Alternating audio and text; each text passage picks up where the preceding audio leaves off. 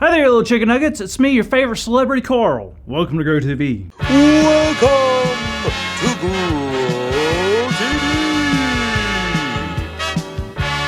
Hosted by Carl. Where we have fun with our friends, talk about Jesus, and go over everything the Bible has to offer. Now once again, welcome to Grow TV. Listen here, bub. If I don't get the chicken nugget sculpture with the fountain of the ranch pouring down it, you can tell the mayor he just lost 15 votes.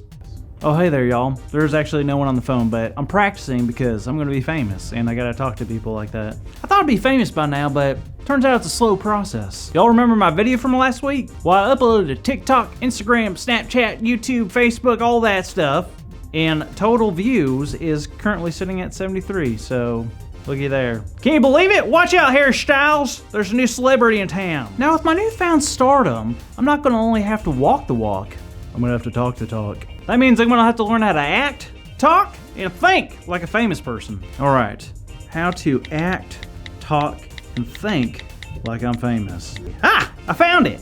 Step 1, move your eyebrows and never blink. Oh.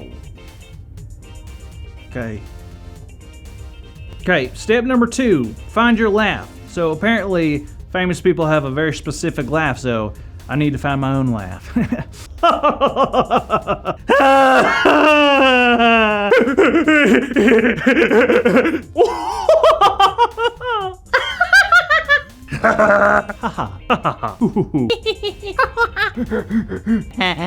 Step number 3, talk about famous and rich things. Okay. Oh yes, Richard, if you could just bring the yacht around. Oh, I won how many Golden Globes? That's 3 more than last year. Who put lipstick in my Valentino white bag? Step number 4, have a signature look. I've heard about this. Every celebrity has a look, and I can't get far if I don't have a look myself. Here we go.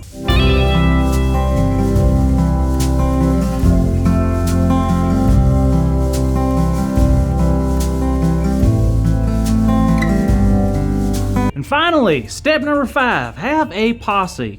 What's a posse?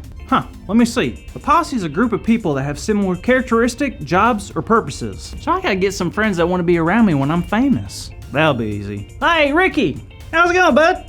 What are you up to this weekend? You wanna hang out? What? No, like this weekend. Oh, you're busy. All right. The dog did a what? Hey, Timmy! What's going on, man? How's life? Yeah. You busy this weekend to hang out? Me? Kind of like form like a posse or something? I don't know. You can, okay. No? Well, that was kind of mean. Hey! Becky! What's up? You doing anything this weekend? Wanna hang out? Maybe kind of follow me around like I'm famous or something? No? Okay.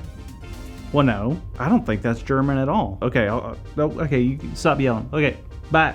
Oh, well, that's kind of a bummer. I was expecting at least one of my friends to help me out, but I don't know. Maybe I don't have as many real friends as I thought. Hello? Carl, how you doing, man? Oh, hey, Andy. I'm all right. I'm kind of bummed, but not too bad. Bummed? Man, I heard you're trying to become famous. That's awesome. I know, but I just don't have what it takes. What are you talking about? Well, I need a posse, a group of friends that can support me all the time. None of my friends wanted to be in it. Oh, interesting. Well, Carl, I think it's gonna work out in the end. Maybe, but I don't see how. Just have some faith, okay? All right, I'll talk to you later, Carl. Bye. Hey kids, good to see y'all. So it looks like Carl's pretty worried right now and kind of in a tough spot. And while I do believe things will work out for Carl, I can't help but think about how similar David must have felt in today's story. Now you see, at this time, King David was very, very sick. So sick that they hired someone just to hang around King David to make sure he was getting everything that he needed.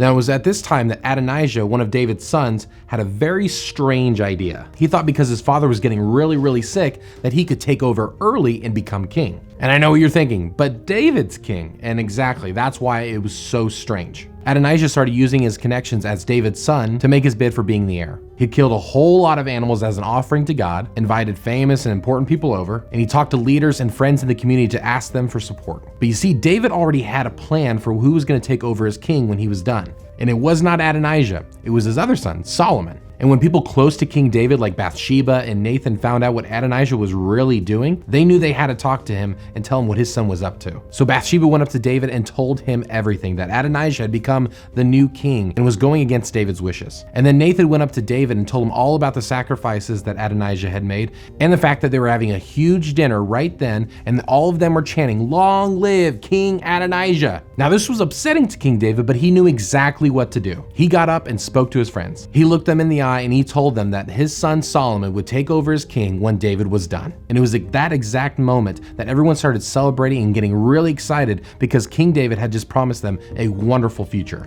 Now at the beginning of this story, David was alone and sick in a bed. Far from being the strong and courageous warrior that we're used to seeing. King David was alone, so alone they had to hire someone just to be with him. But it was then, when David felt the most lonely and helpless he's ever been in his whole life, that God gave him exactly what he needed, his friends.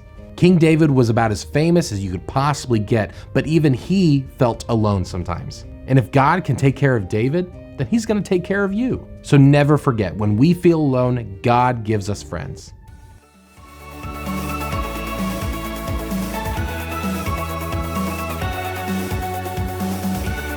Y'all heard it right. Andy just said our big idea. When we feel alone, God gives us friends. So why not say it all together on the count of 3? 1, 2, 3. When we feel alone, God gives us friends. Good job, everybody. Speaking of friends, I think we should holler at Carl for a minute. Carl! Hey, how you doing? Pretty great, Carl. But I heard you didn't have any friends who wanted to support you on your path to becoming famous. You heard right. It's the worst. Well, sorry to break up the pity party, Carl, but you've got friends. What? Who? Me and Andy. Yeah, Carl, we will always be your friends, and we cannot wait to see how famous you and your videos become. Wow. Thank you both so much. It means the world to have you two in my posse. Oh my goodness. What? My video. You're not gonna believe this. What? I'm gonna be famous. We'll see. Bye, kids. Thank you for watching, and tune in next week for a new episode of